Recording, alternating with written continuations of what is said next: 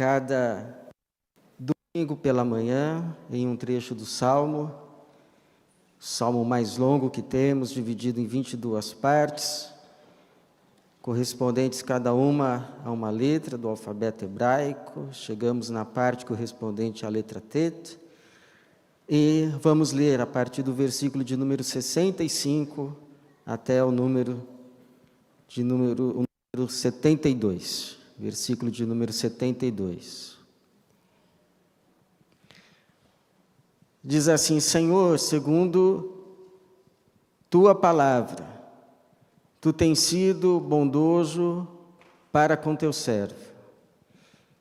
Ensina-me a discernir e a entender, pois creio nos teus mandamentos.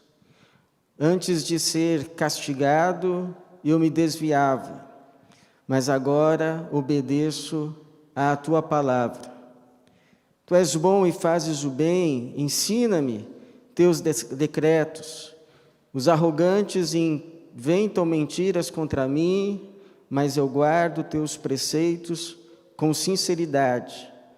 O coração deles se tornou insensível como a gordura, mas eu tenho prazer na tua lei.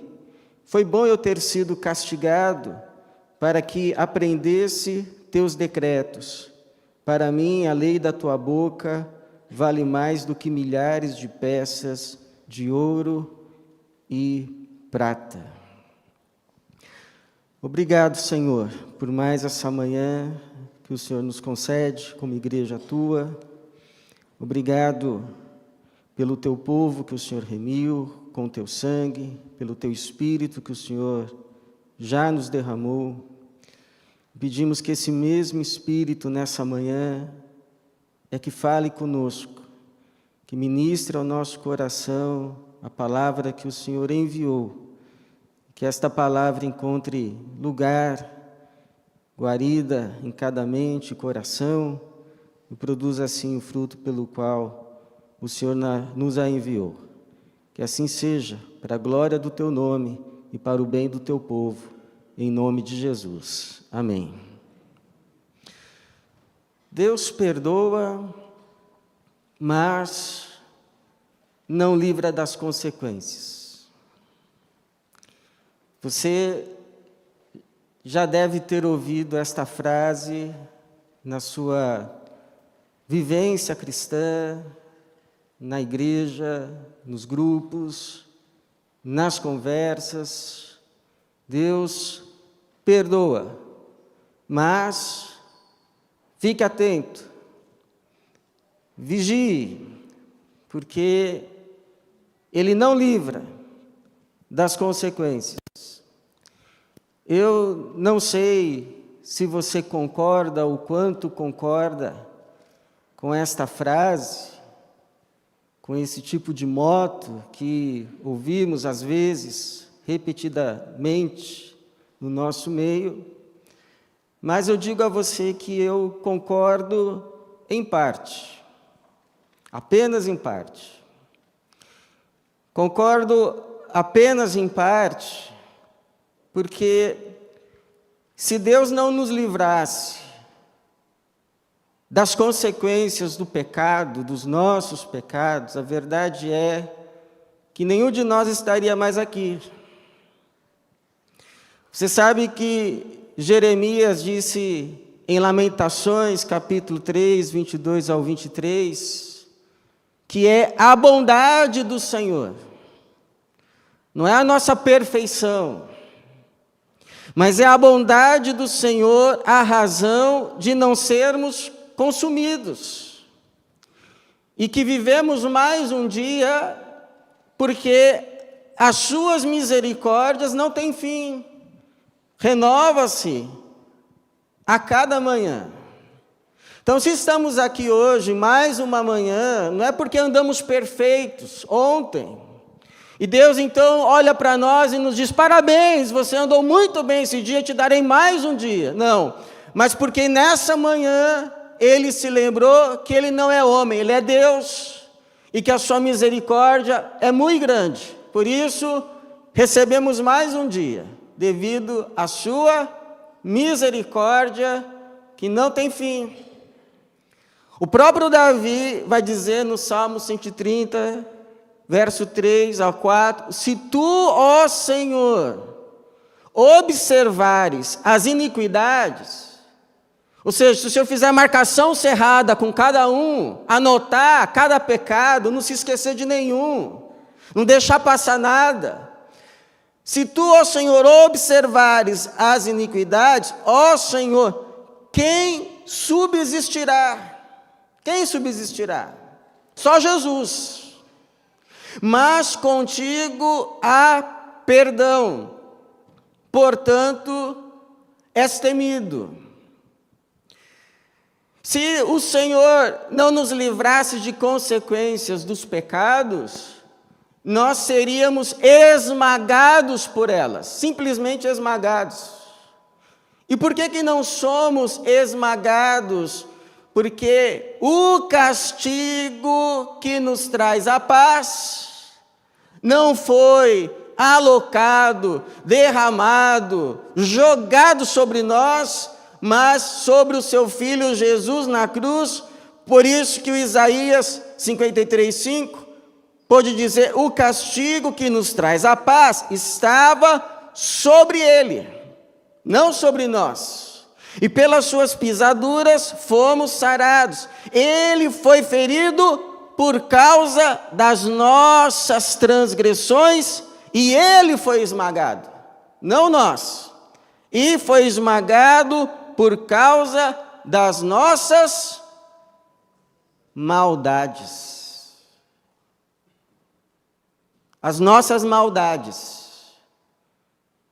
As nossas maldades, os nossos egoísmos, as nossas avarezas, esmagaram não a nós, mas esmagaram Cristo na cruz.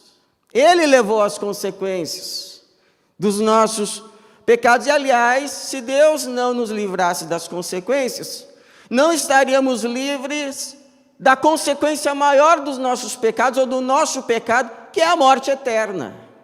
Essa é a maior consequência. Mas, por causa de Jesus, e pelo que Ele fez por nós, fomos livres da morte eterna, e o Senhor afastou os nossos pecados de nós, e ao invés de morte eterna, que seria a consequência natural, recebemos em Cristo vida eterna. Louvado seja o Senhor! É muita graça. É muita bondade. Então, o Senhor, pela sua bondade, não permite que todas as possíveis consequências dos nossos pecados venham sobre nós. A verdade é que Ele, pela sua bondade, nos livra da maioria das consequências.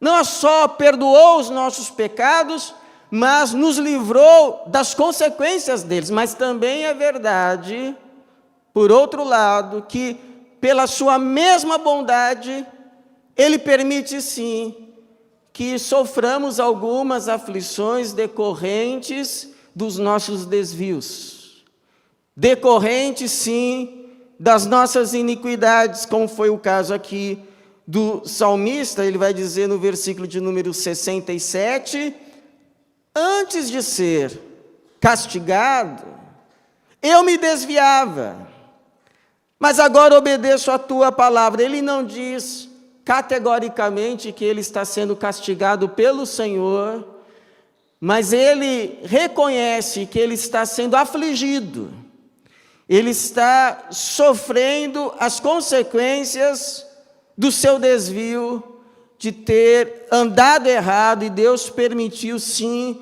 que estas consequências, essas aflições viessem sobre o salmista. Então, fica a pergunta, por que Deus, na sua bondade, nos livra de consequências do pecado, a maioria delas, senão não estaríamos aqui, senão não teríamos esperança de futuro, de vida eterna, mas porque pela sua mesma bondade permite sim que algumas aflições que passamos na vida sejam decorrentes dos nossos desvios, dos nossos pecados.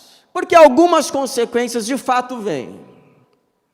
Primeiro, irmãos, porque essas aflições que Deus permite que sobrevenham sobre nós, devido às nossas faltas, elas nos trazem de volta para Ele. Essas aflições nos levam de volta, e a gente só percebe o quanto tinha se desviado, o quanto tinha ido para longe de Deus, quando a gente de fato volta. Quando a gente de fato volta, é que a gente percebe, meu Deus, como eu fui longe,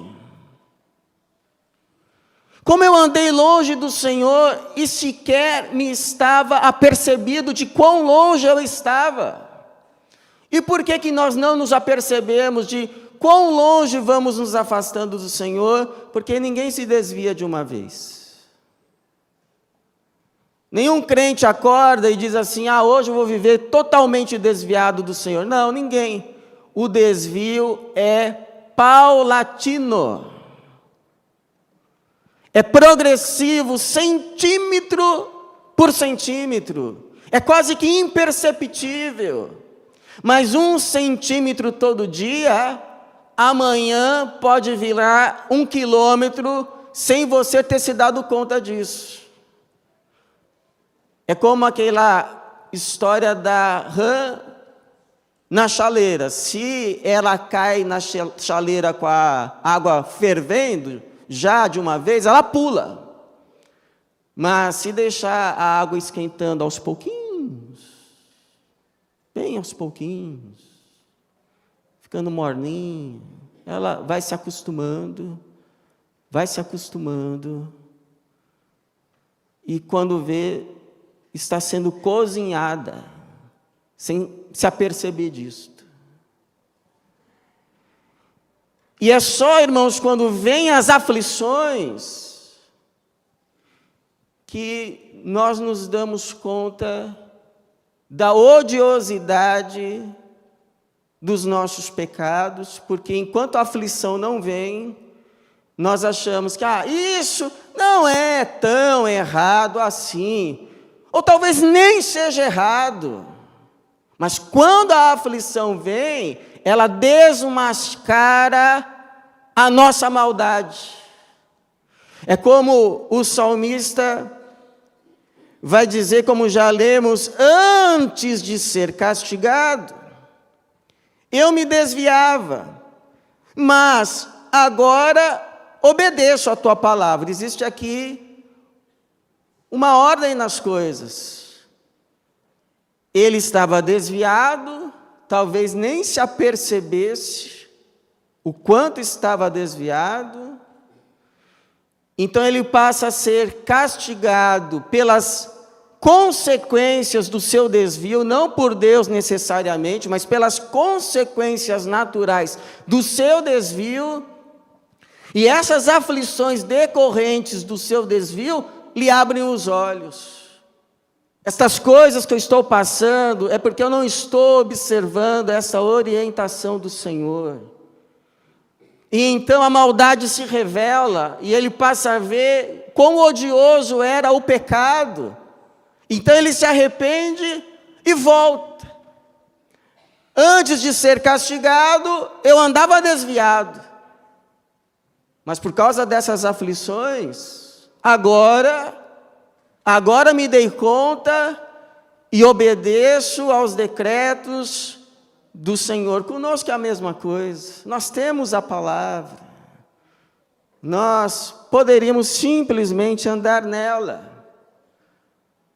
Mas a verdade é que estamos sujeitos a irmos desviando.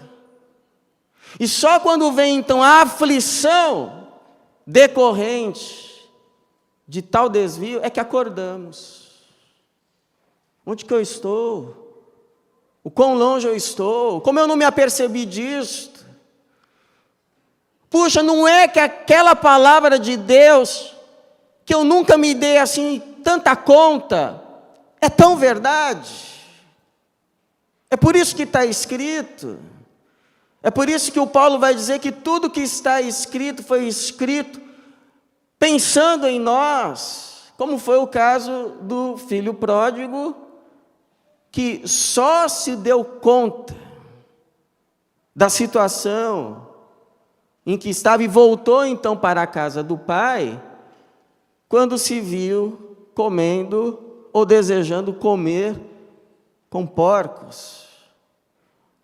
Mas ele voltou, e o seu pai o recebeu, porque só tem uma coisa maior do que a odiosidade dos nossos pecados, queira a gente perceba ou não, seja consciente ou não, de quão mal eles são, Só tem uma coisa maior que a odiosidade dos nossos pecados, que é o amor e a bondade de Deus por nós.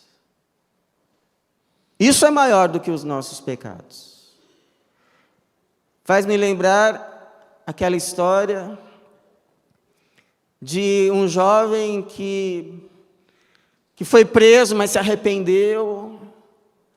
E aí, dias antes da soltura, escreve ao pai, perguntando se o poderia ver, se o pai o receberia. E que, se sim, que colocasse um sinal, um lenço num galho de uma árvore que ficava em frente à casa. E quando ele está voltando de trem, ele não tem coragem de olhar para a árvore para ver se o lenço estava lá. E pede então que o passageiro ao lado olhasse por ele e lhe dissesse se tinha um lenço branco no galho da árvore ou não. E aí então o passageiro ao lado olha e diz: não, tem nenhum lenço não. O que tem é um lençol. Porque Deus é assim. Onde abundou o pecado, superabundou a graça do Senhor. Superabundou a graça.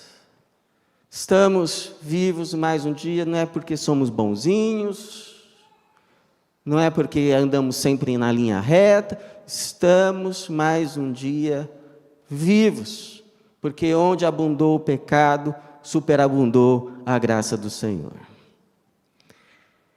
Então, por que Deus permite algumas aflições, sim, que venham sobre nós? Segundo, porque essas aflições que vêm sobre nós nos ensinam lições preciosas, nos ensinam lições para o nosso bem e para o bem de outros. Porque às vezes a gente pode achar, irmãos, que essas palavras de sabedoria, os provérbios, talvez tenham sido frutos de revelação direta do céu, ou o autor bíblico estava orando, ou estava meditando, ou estava numa escrivania, e de repente vem uma luz do céu e ilumina a sua mente, e ele tem um insight, e ele é inspirado, deixa eu escrever logo, aí ele começa a escrever, registrar a sabedoria que vem do céu, compilar, ou então, sabedoria que foi passada de geração em geração. Talvez alguma sabedoria da Bíblia, de fato seja assim. O Salomão vai dizer, por exemplo, que o sábio se esforçou em compilar ditados, que tem sabedoria, e ele o compilou para nós. Sabedoria milenar, mas muito da sabedoria da Bíblia foi, na verdade, extraída, irmãos, extraída de muitas experiências amargas. Experiências amargas. De gente que aprendeu pelo que sofreu. E então registrou, numa atitude nobre, o que aprendeu, a fim de que os outros que viessem depois não passassem pelos mesmos sofrimentos, e esses outros somos nós. Então é como alguém que estava andando, caiu num buraco, se machucou, se feriu, se saiu de lá envergonhado, humilhado, mas vai lá e escreve uma plaquinha lá no começo daquele caminho. Não entre nesse caminho. Não entre nesse caminho. Nele há um grande buraco. Não entre nesse caminho. E aí cabe a cada transeunte olhar para a orientação e tomar para si, ou, que nada. E sofrer então a mesma pena. O salmista aqui vai dizer no versículo de número 71, foi bom eu ter sido castigado, ou foi bom eu ter sido afligido, para que aprendesse teus decretos. Ele aprende pelo que ele sofreu. Então, quando as aflições decorrentes dos nossos desvios vêm sobre nós, então elas abrem os nossos olhos para a gravidade das coisas que outrora achávamos, isso não é nada. Então, nós temos duas possibilidades aqui. Uma possibilidade é se revoltar. Por que eu tenho que passar por isso? O sujeito olha a placa, não entre nesse caminho. Ele entra pela sua teimosia, pela dureza do seu coração, a obstinação do seu coração. Aí ele passa a sofrer as consequências de ter caído no mesmo buraco e ainda se revolta com Deus.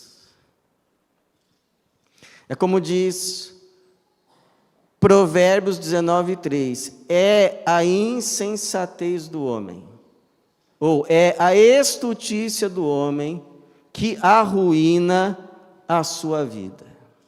Mas o seu coração se ira contra o Senhor. Interessante esse versículo. Vou repetir para você. Provérbios 19:3. É a insensatez do homem que arruína a sua vida, mas o seu coração se ira contra o Senhor. Então não brinque com a palavra. Ela não está aqui à toa. Ela está aqui para nos livrar de muitos sofrimentos desnecessários. Sofrimentos que não é para a gente passar. Então, uma possibilidade é, quando a aflição vem decorrente do erro, me revolto. Interessante, né? Eu disse que a pessoa cai no buraco, algumas têm atitude nobre de escrever as suas lições para que outros não caiam. Foi o caso, por exemplo, de Davi, quando escreveu o Salmo 51. O Salmo 51 é resultado das confissões de Davi devido ao seu pecado. E por que esse salmo está registrado na Bíblia? Como um alerta para nós.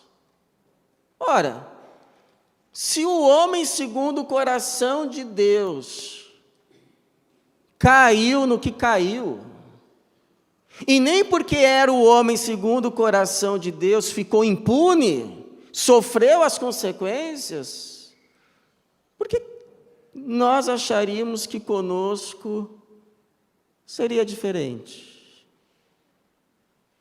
Por que acharmos que nós seríamos tratados como exceção à regra?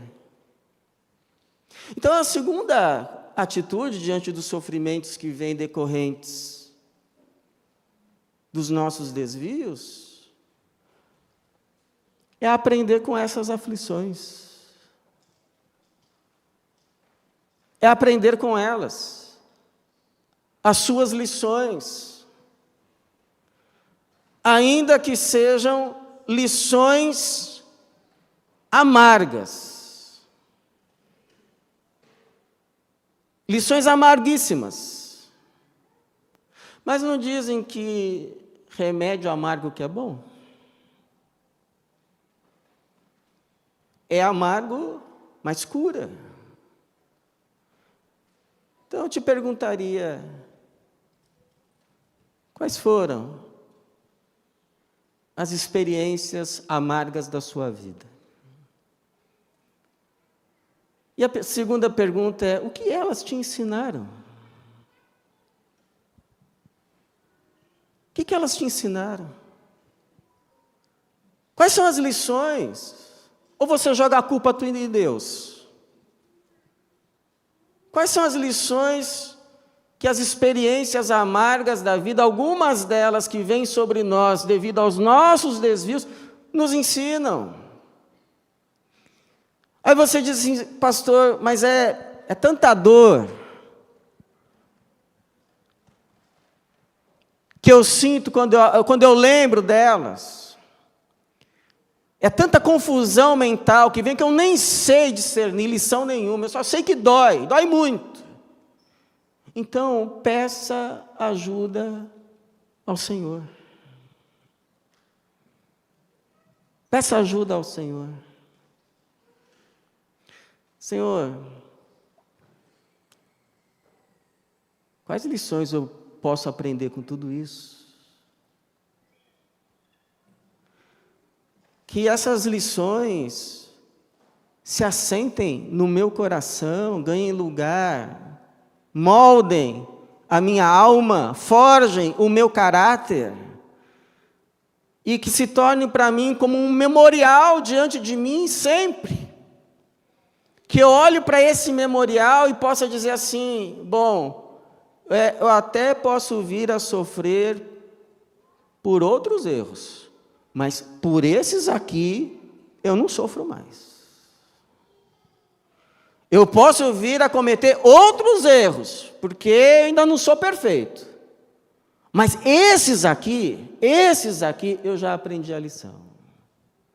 O remédio amargo teve o seu efeito e me curou. Louvado seja o Senhor. Louvado seja o Senhor. E que fiquem para nós, é como eu aprendi com um amigo missionário, que um dia me disse assim, olha, passado só serve para duas coisas, ou para a gente esquecer, ou para a gente aprender com ele. Então, ou esquece, ou e aprende com ele. Porque assim, irmãos, o que a gente passou, ou teve que passar na vida de amargo, não terá sido em vão.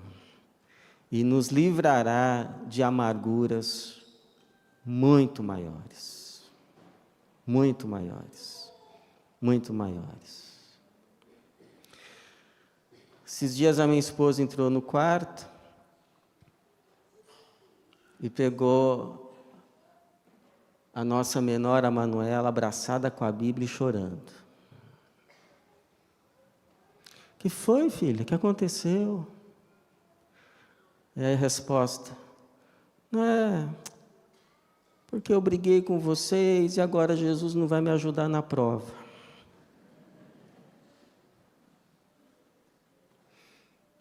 Então, quem pensa que filha de pastor de vez em quando não faz suas pirraças, estava lá. Aí a minha esposa falou, não, filha, Jesus não é como a gente. Você já pensou se fosse? Brigou com o papai e a mamãe, também agora não te ajudo na prova. A maioria de nós aqui não tinha chegado na 4ª série. Mas a graça de Deus foi maior, muito maior, muito maior. Então, irmãos, pela bondade de Deus, Ele nos livra assim, louvado seja o Senhor, das maiores consequências que os nossos pecados poderiam nos trazer, e louvado seja o Senhor pela sua bondade. Louvado seja o Senhor pela sua graça, que é muito maior do que as nossas iniquidades. Louvado seja o nome dEle para sempre. E Ele só permite que consequências venham também pela sua bondade, quando sabe que estas não vão nos destruir, mas vão promover para nós um bem maior. Por isso que nós podemos orar como o salmista orou no versículo de número 68, Tu és bom e fazes o bem, ensina-me teus decretos, e que Ele nos abençoe, hoje e sempre. Amém.